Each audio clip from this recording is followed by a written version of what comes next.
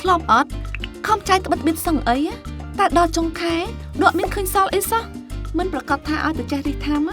ដឹងតែសល់លុយឯណានេះត្រូវតែចេះពីរបៀបសន្សំលុយទៀតទើបអាចទុកដាក់លុយកាក់មានប្រសិទ្ធភាពនិងសុវត្ថិភាពតោះអញ្ចឹងមករៀនពីរបៀបសន្សំលុយទាំងអស់គ្នា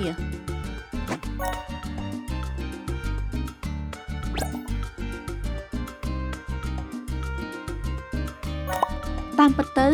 ការសន្សំប្រាក់ក៏ជាការប្រើប្រាស់លុយដែរវាគឺជាការយកលុយរបស់អ្នកទៅរៀបចំអនាគតដែលអ្នកចង់បានបើអ្នកសន្សំដើម្បីតែសន្សំនោះអ្នកកំពុងតែរឹតបន្តឹងខ្លួនឯងដែលគ្មានមូលហេតុ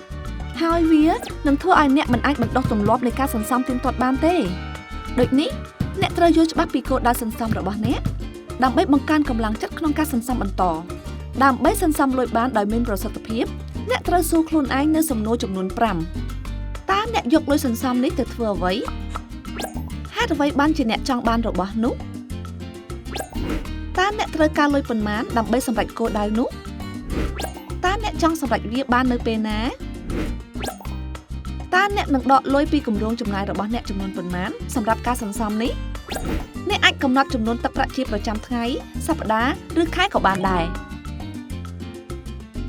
ជាមួយនឹងគម្រោងសកម្មភាពជាក់លាក់អ្នកនឹងអាចឆ្ពោះទៅរកគោលដៅសន្សំផ្ទាល់ខ្លួនបានដោយមានអារម្មណ៍ល្អនិងធូរស្រាលទៀតផងឥឡូវអ្នកដឹងពីរបៀបសន្សំហើយប៉ុន្តែមិនដឹងថាទុកដាក់លុយសន្សំរបៀបណាមែនទេ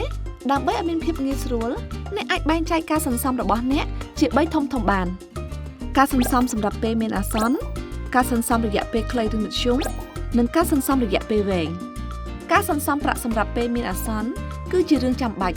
ព្រោះវាជួយឲ្យអ្នកត្រៀមខ្លួនទប់ទល់នឹងហានិភ័យនិងជៀសផុតពីបំណុលដែលមានការប្រាក់ខ្ពស់ចំពោះការសន្សំនេះអ្នកអាចទុកលុយសន្សំខ្លះនៅក្នុងផ្ទះសម្រាប់ពេលបន្ទាន់ខ្លាំងហើយអ្នកក៏អាចពិចារណាប្រើប្រាស់សេវាធានារ៉ាប់រងសុខភាពគ្រោះថ្នាក់ឬជីវិតសម្រាប់គ្រួសារការសន្សំប្រាក់រយៈពេលខ្លីឬមធ្យមអាចជាការសន្សំសម្រាប់ការរៀបការដើរលេងឬការទិញរបស់របរផ្ទាល់ខ្លួនជាដើមអ្នកអាចដាក់ប្រាក់សន្សំនេះនៅក្នុងគណនីសន្សំផ្ទាល់ខ្លួន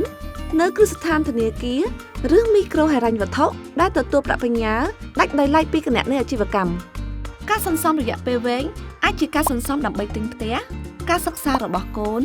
ឬប្រាក់សម្រាប់ពេលចូលនិវត្តន៍ជាដើមដើម្បីទទួលបានការប្រាក់ខ្ពស់អ្នកអាចបើកគណនីបញ្ញាសន្សំរយៈពេលវែងនៅគ្រឹះស្ថានធនាគារឬមីក្រូហិរញ្ញវត្ថុដែលទទួលប្រាក់បញ្ញើជាមួយនឹងគម្រោងសន្សំច្បាស់លាស់អ្នកអាចចាយវាយដោយរីករាយនិងគ្មានកង្វល់ឬការភ័យព្រួយព្រោះអ្នកបានប្រកាសក្នុងចិត្តហើយថាអ្នកបានរៀបចំអនាគតរបស់អ្នកនិងគ្រួសាររួចរាល់ហើយចាត់ចែងលុយកាក់អ្នកឲ្យបានល្អនៅថ្ងៃនេះដើម្បីសម្រេចក្តីស្រមៃនៅថ្ងៃមុខ